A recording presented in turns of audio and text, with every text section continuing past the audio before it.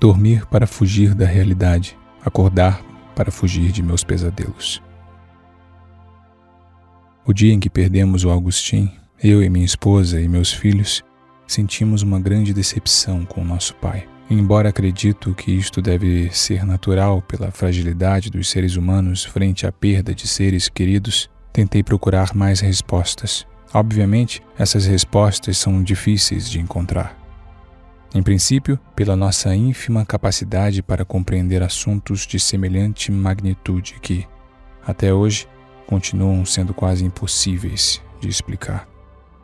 No livro mais lido, há um texto que fala de um homem chamado Jó.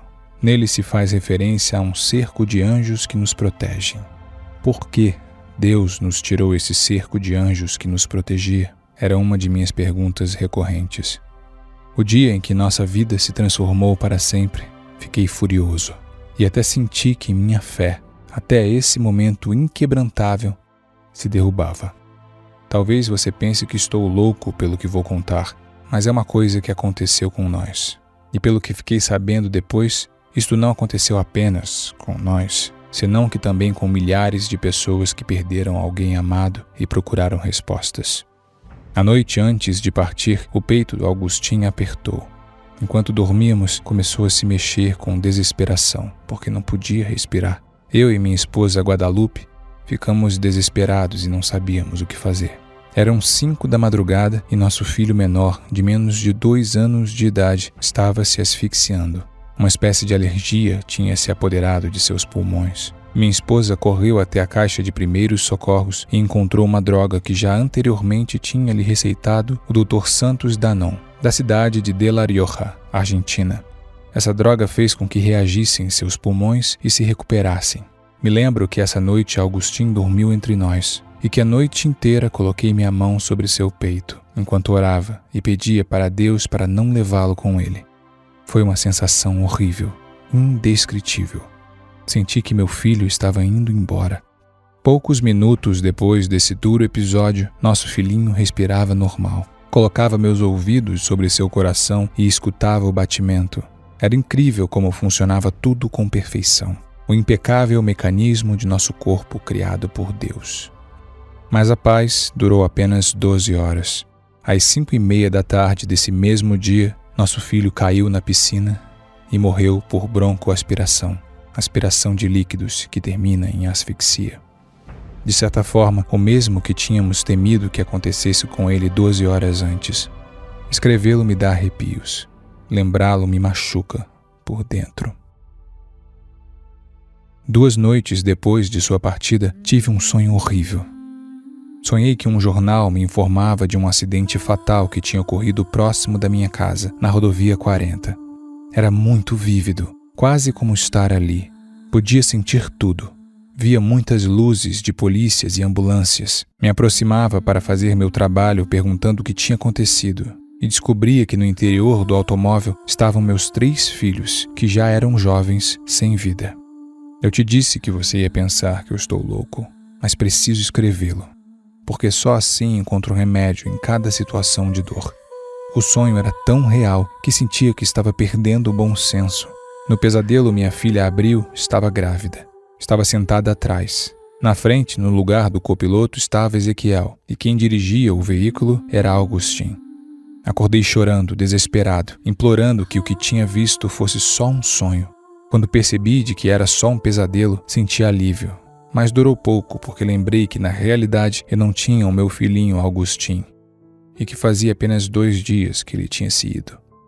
Tentei encontrar explicações para tanto desassossego, para semelhante sonho cheio de angústia e de dor. Queria dormir para esquecer a morte do meu filho, mas também queria ficar acordado para evitar voltar a ter esses pesadelos. Minha cabeça não encontrava paz. Além disso, minha esposa e meus filhos precisavam de mim inteiro. Era uma pressão difícil de suportar. Mas o sonho me venceu e dormi novamente. E desta vez, o sonho foi maravilhoso. Sonhei que meu filhinho Augustin estava bem e que, como de costume, estava incomodado com as suas fraldas e as arrancava. Eu corria atrás dele, o pegava e dava beijos nele.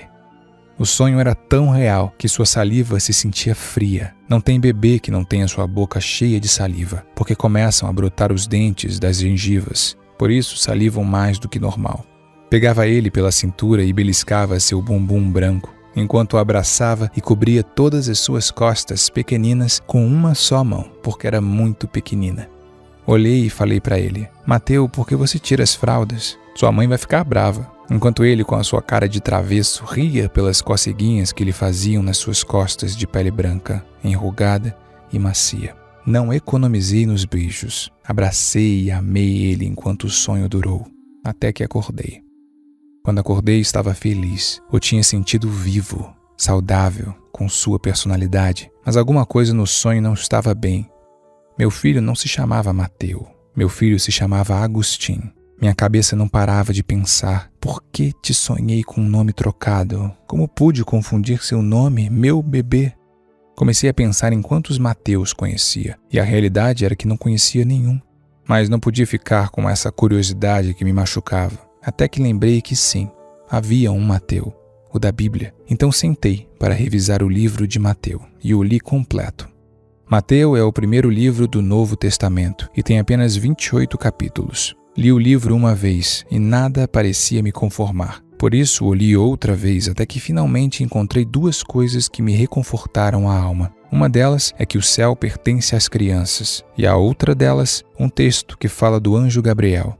Meu filhinho Lucas Agustim ia se chamar Lucas Gabriel, mas por causa de uma forte oposição da minha esposa Guadalupe, porque eu tinha escolhido os nomes dos meus outros filhos, Abril e Ezequiel, finalmente se chamou Lucas Agustim. O texto se encontra no livro de Mateus 1:20. Diz: um anjo do Senhor apareceu nos sonhos de José. E casualmente eu me chamo José. Meu filho, que hoje é um anjo, que acabava de me visitar em um sonho, ia se chamar Gabriel. No sonho eu o chamava de Mateu, e foi a curiosidade por esse nome o que me levou a ler especificamente esse livro. E ainda nessa altura do texto, você possa estar sentindo que estou me afastando da sanidade. É a fé que eu sinto que me mantém vivo. E a fé não se deve explicar, deve-se apenas compartilhar. Sua fé te curou. Marcos 10:52.